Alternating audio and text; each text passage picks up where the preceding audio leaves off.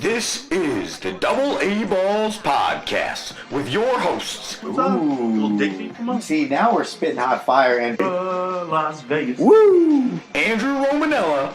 I like that. That's what I'm talking about. I'll be the best cheerleader. Father Time apparently doesn't know Tom Brady's address. And Anthony Rinaldi. Love the hardwood. That's my passion. Houston, they don't have a problem. Listen, you don't even have to listen. Now it's time for the show. You for real? All of this for me? Pussy, alcohol, and weed, all of this for free? Yes, indeed. Yes, indeed. This is the Double A Balls Podcast, Friday Morning DAAB, the fourth edition here on the Double A Balls Podcast. I am your host, Andrew Romanella, and joining me on this Friday Morning DAAB, as always, is my partner, Anthony Rinaldi. Andrew, what happened last night? I fell asleep. No, I'm just kidding, people. NFL draft, are you kidding me? I have no idea what happened last night, Anthony, and I want to dive right into it because from pick number 1 of the first round to pick number 32 of the first round yesterday, it was absolutely wildin'. 4 quarterbacks drafted in the top 10 for the first time in NFL history. And before we go anywhere beyond that, let's start with the first guy drafted by the Cleveland Browns and Baker Mayfield. Wow, Andrew, did we nail or what do you got, or do we nail that? I can't believe it. Let me tell you, that's interesting.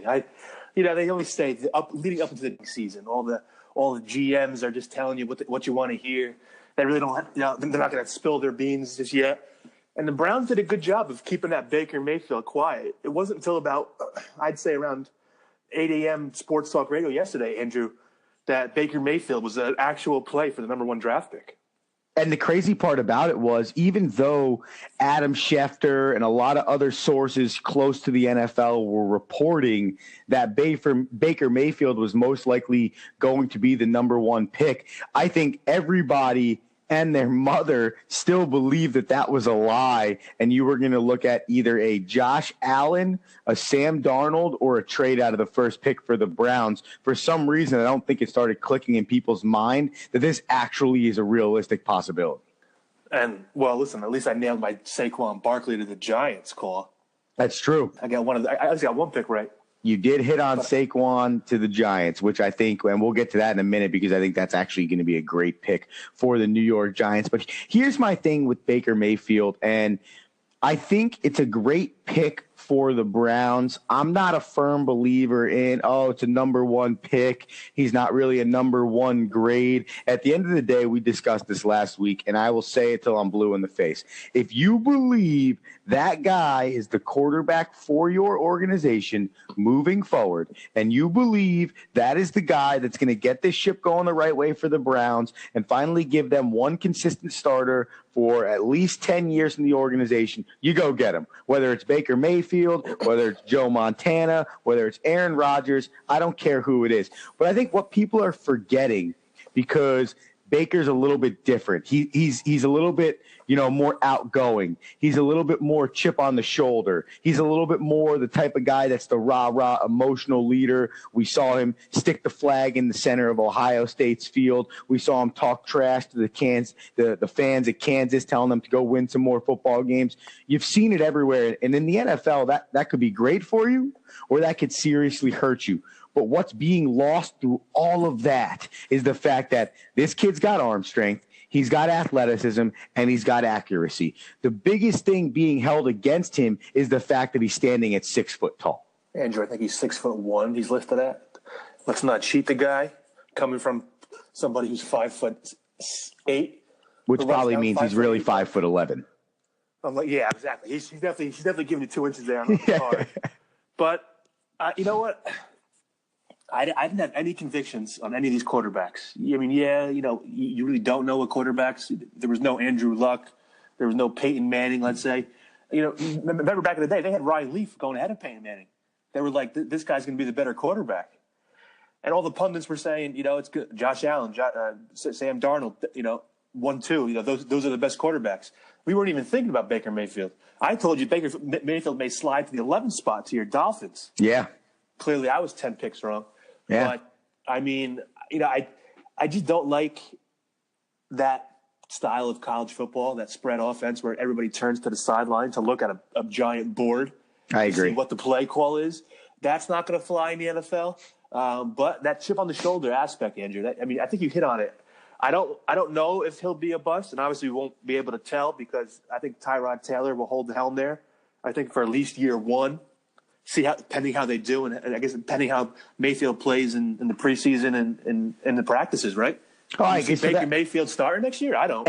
And that was my question to you is I don't, and I don't know if maybe I'm fooling myself because I saw him drafted number 1 overall, and I'm saying to myself, because I'm not in the NFL draft room and I'm not in all these GM meetings, am I missing something on this kid? And I think at the end of the day, you go into next year and Tyrod Taylor's your starter, but I think you get a Deshaun Watson situation if it's a positive. I think if you're the Browns and it works out that you start him in one of the first 4 games of the season, that's just a bonus on top of what you expected to get. But I think it would only be smart to full boat, full steam ahead. Tyrod Taylor, he's our starting quarterback. Baker Mayfield is going to be the guy of the future, but right now we want him to get in the building. We want him to learn the system, and we want him to get ready to perform in any role that we need him in. And then a week or 2 in, you can assess the situation after the preseason, maybe see how it starts off, and then decide to put him in. I just keep thinking of Russell Wilson. I just keep thinking about guys like that have come into the league with zero expectations. Oh, he's a 2 or he's a 3-year project. Then all of a sudden, week 1 opens up and Baker Mayfield or Russell Wilson or name the other guys that have accomplished that feat are the starting quarterbacks on week number 1. Yeah, and you got to think too. Tyrod's not he's very much injury prone. So yes, I'm and sure. Aren't the Browns the type of organization to rush this thing? I mean, I know we've talked a lot about how they're starting to get it right. They have football people in the building. And I think, to skip ahead to their 4th pick, Denzel Ward, the cornerback out of Ohio State, I thought that was a fantastic pick for them. They can shore up that secondary, which is something they significantly needed to do, especially when they lost a few key pieces of that secondary after last season. But this is where, to me, the Browns need to prove, Anthony, that they are no longer the organization of the past by the way they handle this Baker Mayfield situation. I agree. I don't know if I like the number 4 pick, though. I think that pick should have went to Bradley Chubb. You think they should have taken Chubb there and coupled him with Myles Garrett? Oh, my goodness. You pair him with that, you have 2 pass rushers for the next 10 years, dude. And let me tell you, I know a little something about rushing the passer as a Giants fan. And, dude, am I amped up that we got number 26 from We Are Penn State. So moving forward, because obviously, like you just said, Saquon Barkley goes number 2 to the Giants. So I have 2 questions for you, Anthony Rinaldi, and I've been thinking about this all night because, as you know, my whole family's Giants fans. Obviously, you're a Giants fan, so a lot of the people I deal with are locked in on what the New York Giants are going to do. So my first question to you is, and I want you to try your hardest for me to take the emotions of being a Penn State grad out of it, okay? Did the Giants, in the 32 players that were picked in the NFL draft yesterday, did the Giants get the most pure, knockdown, hands down, probably going to be the best athlete, most guaranteed to be a successful NFL player in the draft? Duh. Of course, Andrew. I went to Penn State. I'm a Giants fan. Of course they do nothing wrong. I knew you were going to say something like that. Listen, as much as I watched Saquon every single Saturday for the last 3 years because he was a junior, sure, the Giants clearly have a lot of holes. There's a lot of need. We have a 37-year-old quarterback with 2 or 3 years left on his contract. I'm not really sure. Probably, I think it's 2. Should we have gone and got one of these quarterbacks for the future? Like I said, I wasn't overly impressed with any of them. Obviously, I watched Sam Darnold destroy Penn State in the Rose Bowl 2 years ago, so I liked him. But I just think Saquon is a once-in-a-generation type talent. I mean, the dude is a freak. And you talk about locker room presence.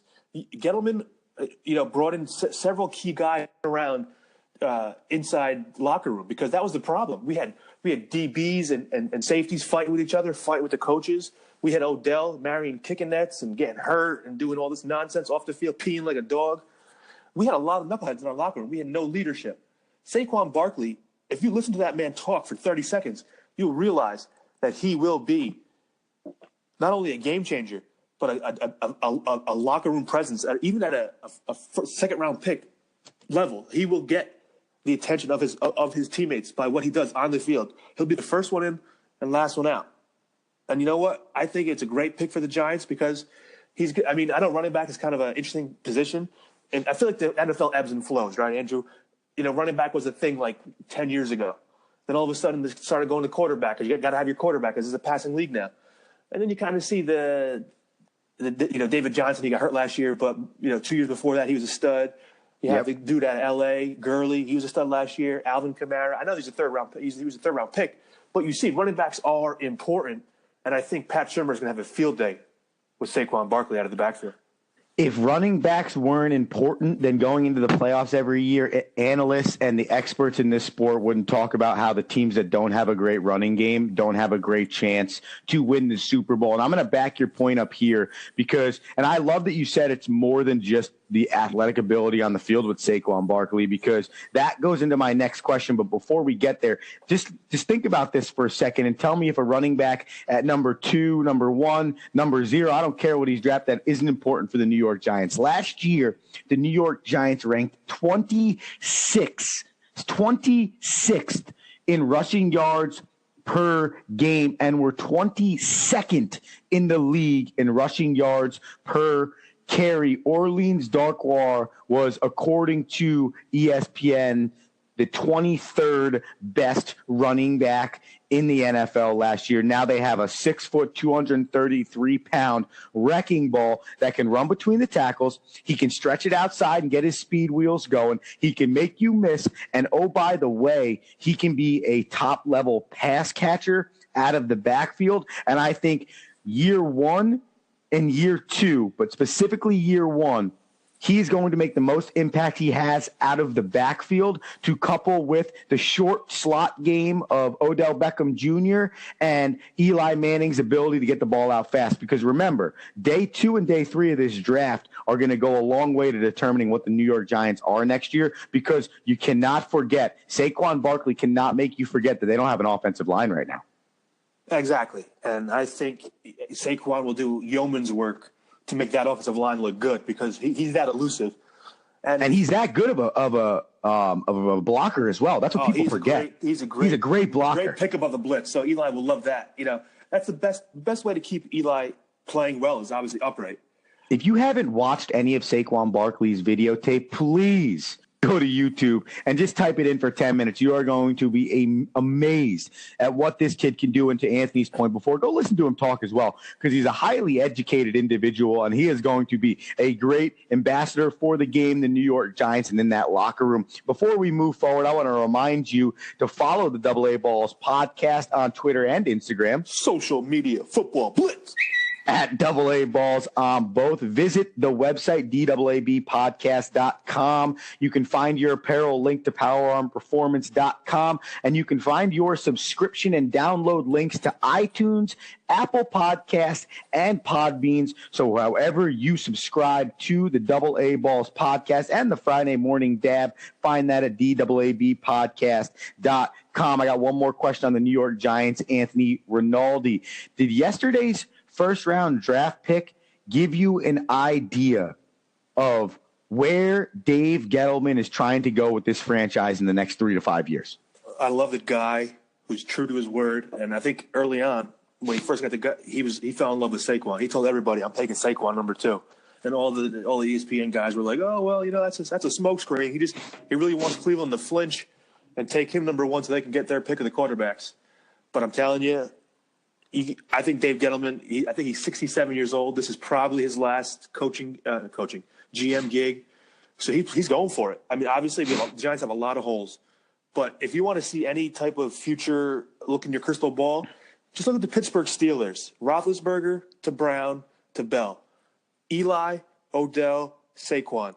If you watch any of those Pittsburgh Steelers games, those 3 studs will carry our offense. We got to get a few more playmakers on defense. We got to shore up our cornerbacks. We're kind of like Cleveland there. We lost a few guys. We had a lot of knuckleheads, but I think the Giants are ready to roll. You'll see them pick a bunch of fat, big old linemen today in the second and third rounds, and let's move forward, Andrew. Let's get this thing going. I can't wait for September, man. Let's go. Well, if you look at it, there are a few more offensive linemen on the board that were actually considered in the top 50 of the best NFL players talent-wise coming into this draft. The top two, I think, right now that I found the most, and Pro Football Focus has this one here, is Will Hernandez, the guard from UTEP, and Connor Williams, the tackle from Texas, seem to be the two guys that are kind of the two top offensive linemen still left on the board.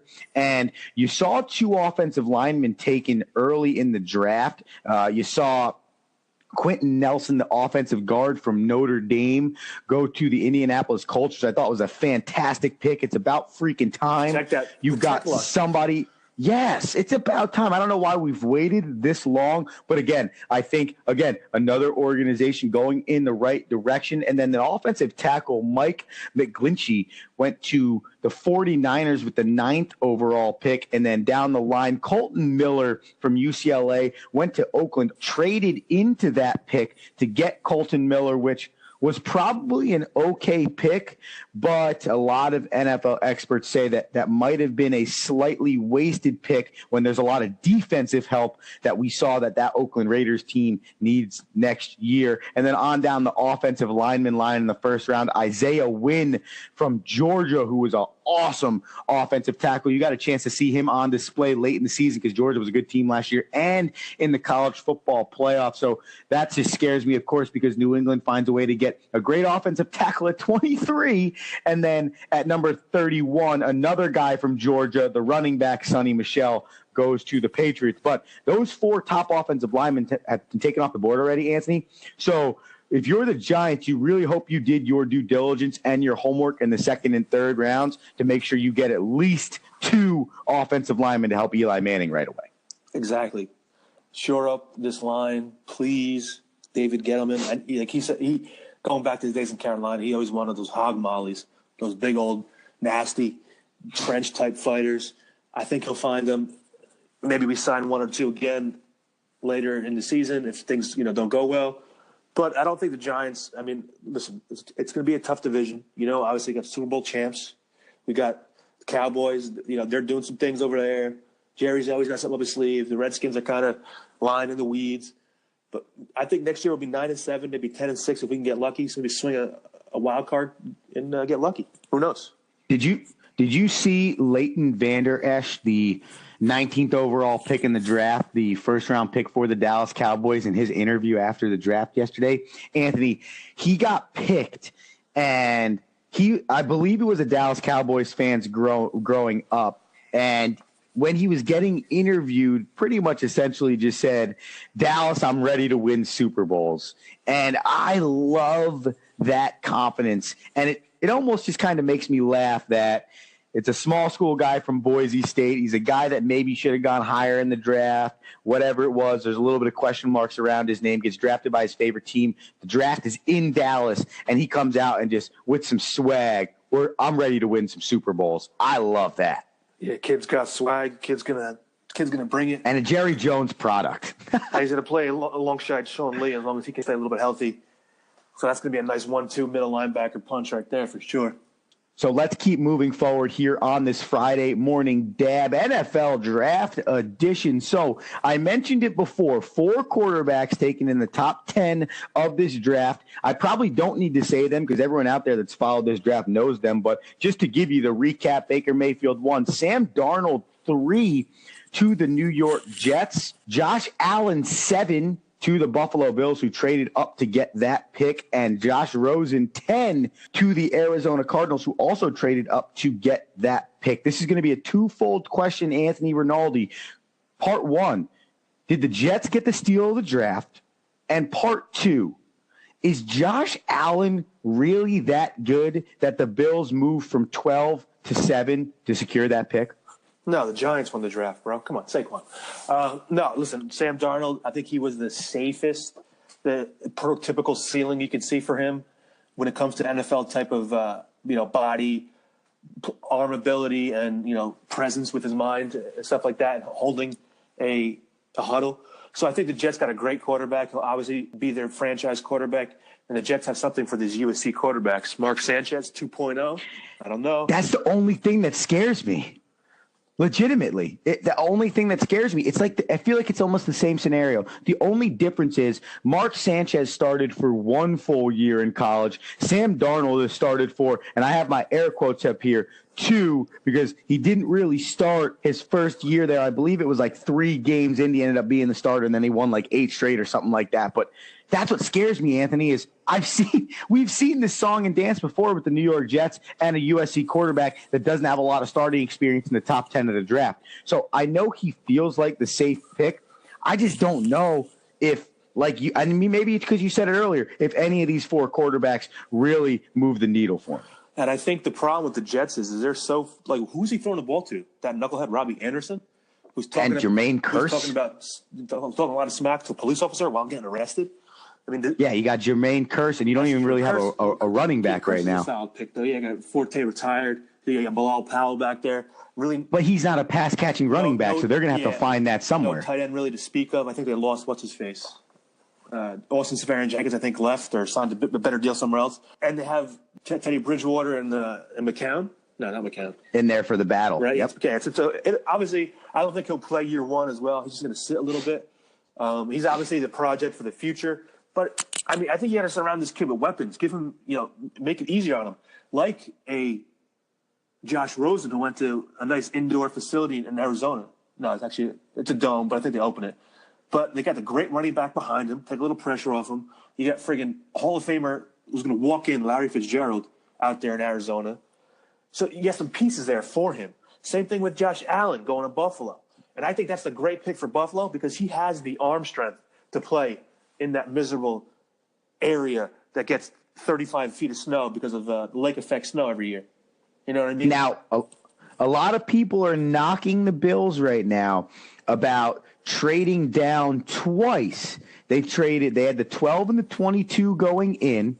They traded down to the 7 to get Josh Allen, and then traded down again to the 16 to get outside linebacker Tremaine Edmonds from Virginia Tech.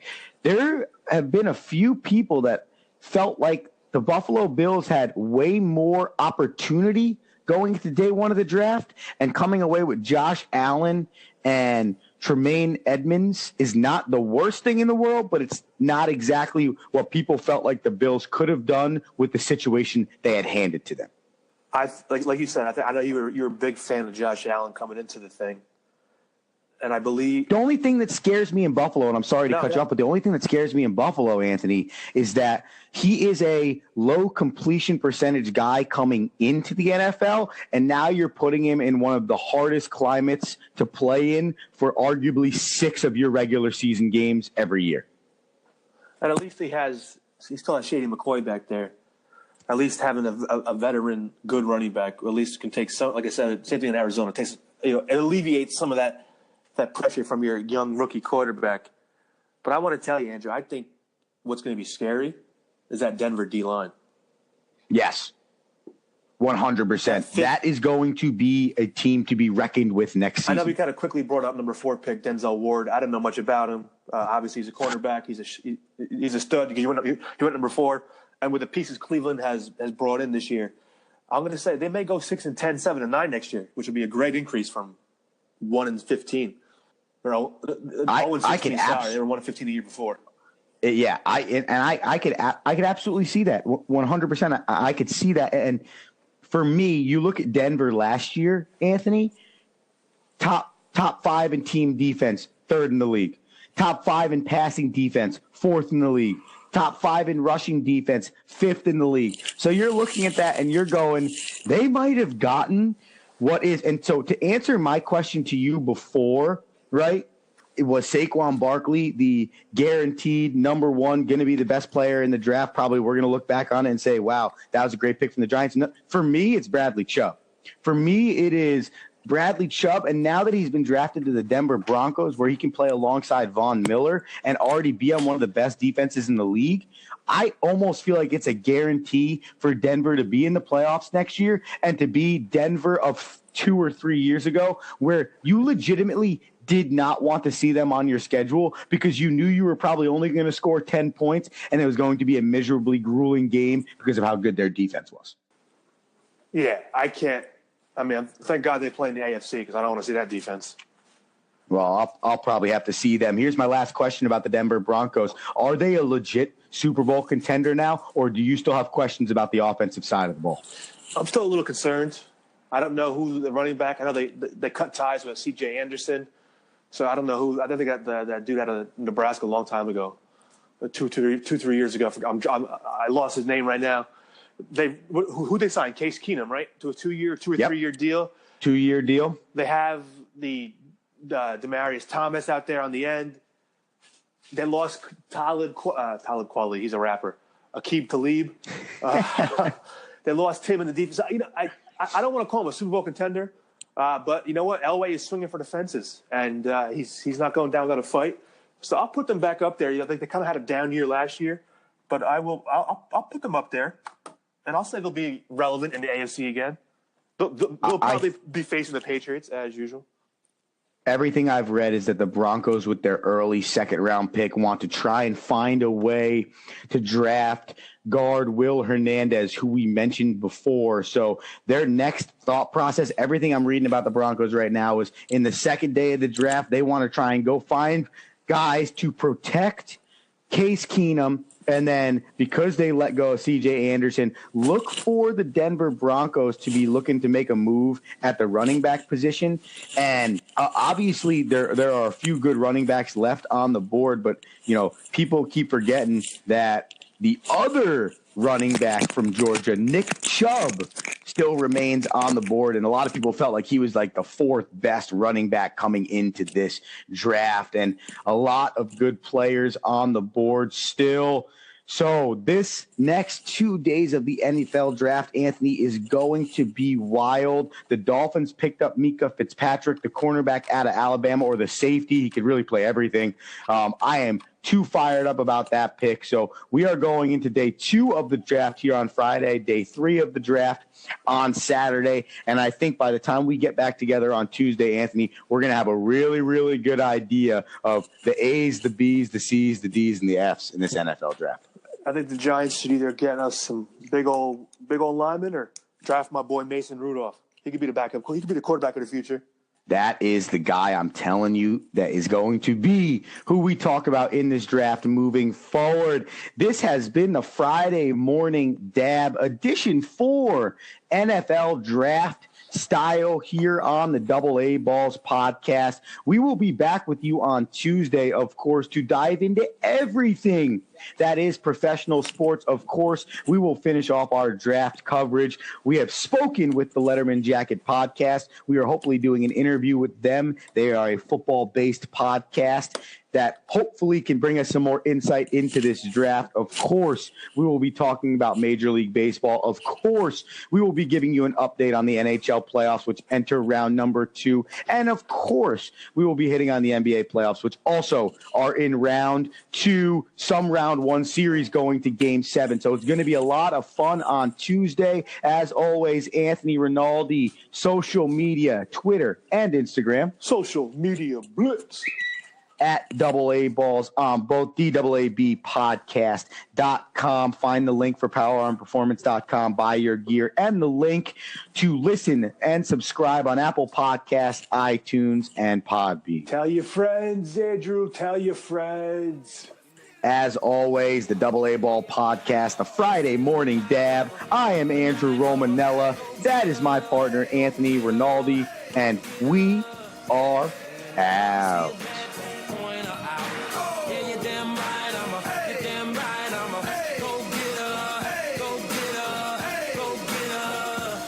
This has been the AA Balls podcast, powered by Power On Performance, your leader in baseball and softball training apparel.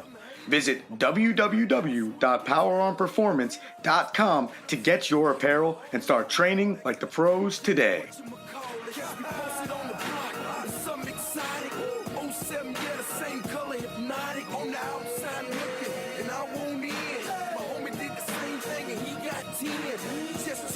Still trying to win. Hey, I'm trying to get